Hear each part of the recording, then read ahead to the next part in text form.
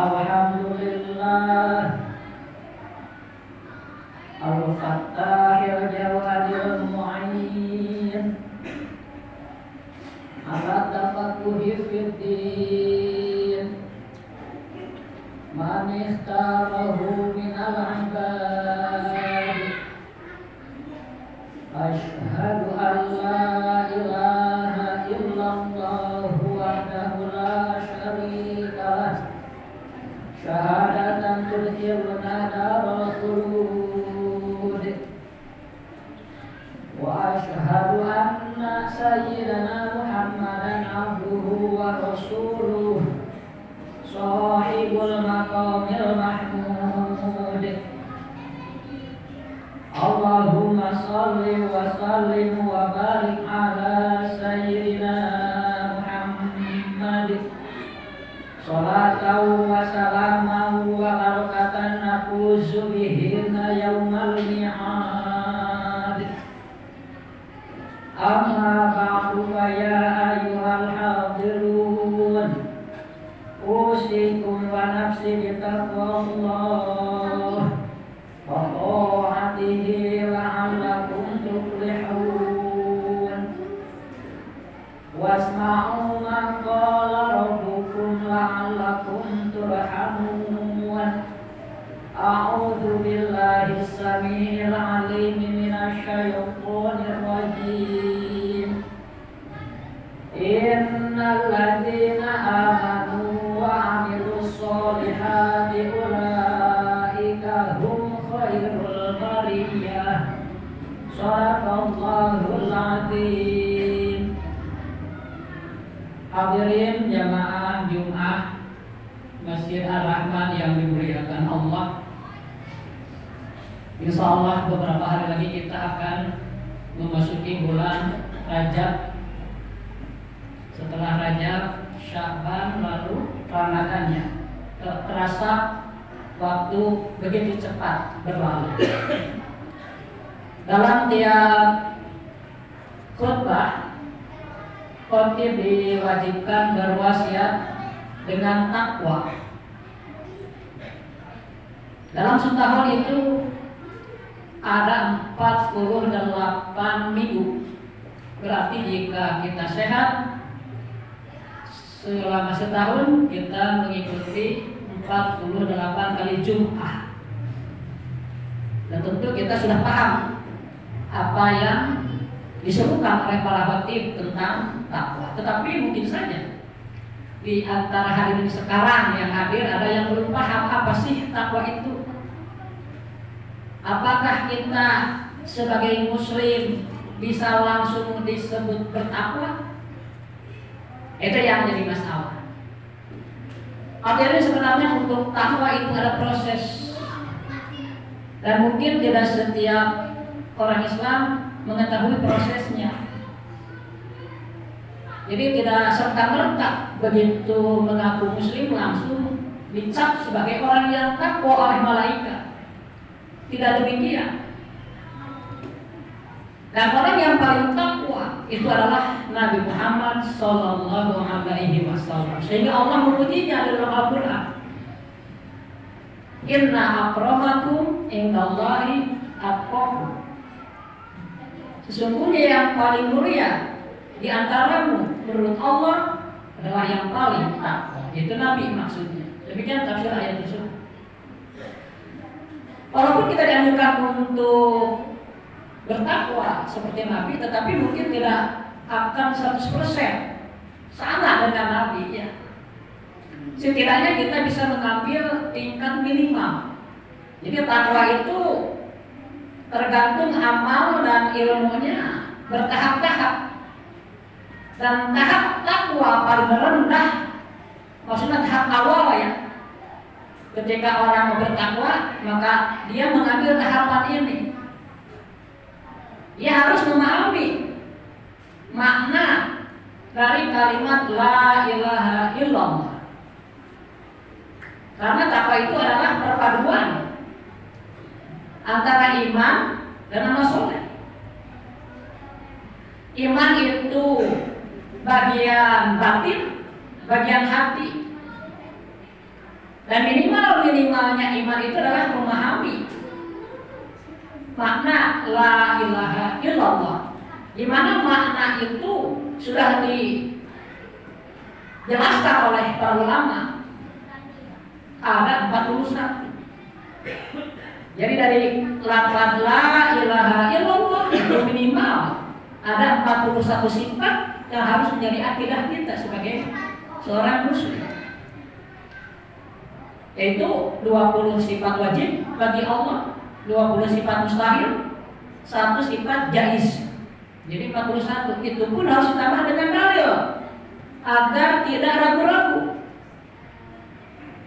Jadi 41 sifat yang menjadi akidah diperkuat dengan 41 dalil. Jadi jumlahnya 82 item untuk memperoleh keimanan. Dan itu iman tingkat dasar itu. Setidaknya kita memahami dan agama sudah mewajibkan. Setelah seseorang membaca la ilaha illallah, langkah selanjutnya dia wajib memahami makna dari la ilaha illallah. Mungkin ada orang yang mengamalkan itu untuk wiridnya dibaca per hari 100, tetapi jika tidak tahu maknanya, jadi kurang dampaknya kurang mengena. Karena mengucapkan la ilaha illallah bagi seorang muslim hukumnya sunnah, dikerjakan berpahala, tidak apa, tetapi memahami maknanya itu wajib. Kalau tidak dikerjakan berarti dosa dan dia tidak akan bisa bertauhid. Karena rukun iman itu ada 6 yang harus dipelajari dulu adalah iman kepada Allah, yaitu 41 sifat. Dan orang yang wajib mengajari pelajaran tersebut pertama kali orang tuanya. Islam sudah mewajibkan kepada setiap ortu untuk mendidik anak-anaknya dengan ilmu agama. Jadi bukan sekolah sebenarnya yang wajib mendidik ilmu agama, tapi orang tuanya terlebih dahulu. Kecuali orang tuanya tidak mampu, tetapi dia punya biaya, wajib menitipkan anaknya kepada guru yang mampu mendidiknya. Jika biayanya dipenuhi oleh orang tua tersebut, maka agama menilai orang tua tersebut telah mendidik anak.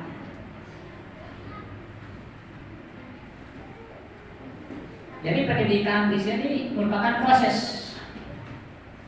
Untuk keimanan minimal ya, tingkat paling bawah nih, artinya harus ditingkatkan. Tahap awal pelajaran kita itu mengenal Allah dengan mengenal 41 sifat. Ulama sudah menjelaskan ada 20 sifat yang wajib, 20 sifat yang mustahil, 1 sifat yang jaiz. Itu nanti didukung dengan dalil. Contoh misalnya sifat wajib yang pertama, Allah itu bersifat wujud, nyata, ada, walaupun di dunia ini kita belum bisa melihatnya, tapi Allah itu ada. Orang yang meyakini keberadaan Allah, meyakini wujudnya Allah, dia orang beriman. Baru 1 sifat. Orang yang tidak percaya pada wujudnya Allah, dia orang kafir. Orang yang ragu-ragu apakah Allah itu ada atau tidak ada, ya dia orang murtad, keluar dari Islam. Jadi tidak ada pilihan. Kita harus meyakini, dan meyakini itu dengan ilmu, melalui tahap tolabul ilmi. Kalau tidak pernah belajar, tidak mungkin langsung tahu. Logis ya. Mudah-mudahan jika ada yang belum memahami ini, nyadar ya. Kita menggunakan waktu nih, selain bekerja, makan, tidur, ada waktu ngaji. Sekarang lebih mudah. Yang penting punya internet. Di YouTube banyak sekarang ustaz-ustaz yang ahli tauhid. Nah itu ya, belajarlah setelah yang ahli, jangan disembarangan orang. Karena dulu ulama sudah sepakat. Ketika Nabi Muhammad menyatakan bahwa umatnya, umat Islam maksudnya akan terpecah menjadi 73 firqah, di mana yang 72 masuk neraka dan yang 1 firqah masuk surga. Maka para ulama bermuktamar kalau sekarang ya, berkumpul. Bagaimana nih tentang hadis ini? Mereka meneliti ajaran Islam itu. Kemudian setelah selesai mereka ijma, konsensus, sepakat bahwa bagi umat Islam yang ingin selamat di akhirat, pertama dari segi keimanan, segi tauhid, tidak boleh keluar dari ajaran Asy'ariyah dan Maturidiyah. Yaitu cirinya yang mengajarkan 20 sifat wajib, 20 sifat mustahil, 1 sifat jaiz. Kalau keluar dipastikan akidahnya menyimpang. Dan itu ijma loh. Di kitab Jawahir Tauhid ada. Kalau ijma itu secara Al-Quran kekuatan hukumnya harus ditaati mutlak oleh kita sebagai umat Islam. Berarti yang kedua, dalam urusan fikih, dalam urusan ibadah tidak boleh keluar dari 4 mazhab. Kalau keluar dari 4 mazhab berarti sesat. Jadi itu standar ya. Dalam urusan tauhid, barang siapa yang tidak menggunakan Asy'ariyah dan Maturidiyah, dia sebenarnya sesat. Dalam Islam yang disebut sesat itu masalah akidah sebenarnya. Kalau ibadah sih itu dulu ya. Maaf, kalau diambil yang terpenting, akidah dulu diutamakan. Nah, saya ulangi lagi ya bahwa takwa adalah perpaduan antara iman dan amal soleh. Untuk iman minimal kita harus mempelajari 41 sifat tadi, karena itulah makna yang terkandung dari la ilaha illallah, dari kalimat tahlil la ilaha illallah, 41 sifat. Setelah itu benar, baru meningkat ke pelajaran lainnya tentang iman kepada Rasul, kepada kitab, kepada malaikat, kepada hari akhir, dan kepada qada dan qadar. Ini tahapannya harus bisa dulu. Usahakan, karena tidak bisa langsung takwa, harus ada tahapan, harus ada proses. Itu dengan tawakal ilmu. Setelah keimanan kuat, barulah kita mempelajari ilmu ibadah. Ibadah minimal cukup 2 juga. Pertama, kita mempelajari tentang syarat sholat, ada 12 itu. Kemudian rukun sholat, ada 19. Dan pembatalan sholat, ada 12.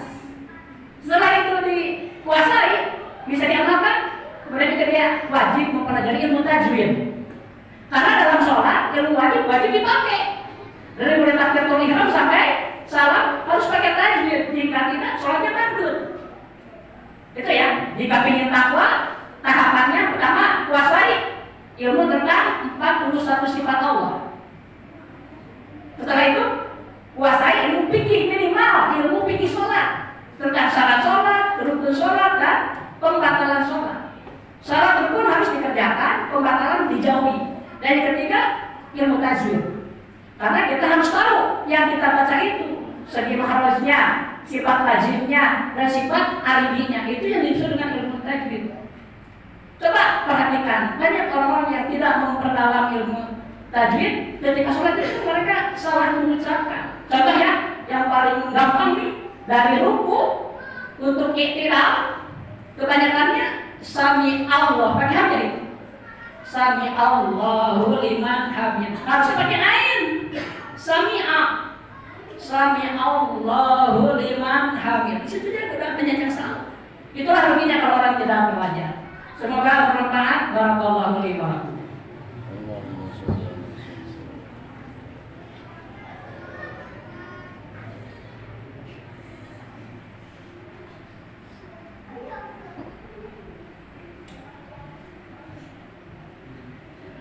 Alhamdulillah alladzi 'allamal Qur'an khalaqal insana 'allamahul bayan wa faddala habibahu 'ala rusuli bi inzalil Qur'an. Asyhadu an la ilaha illallah wa asyhadu anna Muhammadar Rasulullah. Allahumma sholli wa sallim wa barik ala sayyidina Muhammadin sallallahu alaihi wasallam wa ala alihi wa ashabihi bi'adami asraril Qur'an. Amma ba'du fa ya ibadallah, usikum wa nafsi bitaqwallah. fattaqullaha mastata'tum wa'lamu annallaha yuhibbul muttaqin wa la tamutunna illa wa antum muslimun innallaha wa malaikatahu yusholluna 'alan nabi ya ayyuhalladzina amanu shollu 'alaihi wa sallimu taslima Allahumma ighfir lil muslimina wal muslimat wal mu'minina wal mu'minat al ahya'i minhum wal amwat bi rahmatika ya arhamar rahimin Allahumma rabbana atina fid dunya hasanah wa fil akhirati hasanah wa qina adzabannar Ibadallah innallaha ya'muru bil 'adli wal ihsan wa ita'i dzil qurba wa yanha 'anil fahsya'i wal munkari wal baghi ya'idukum la'allakum tadhakkarun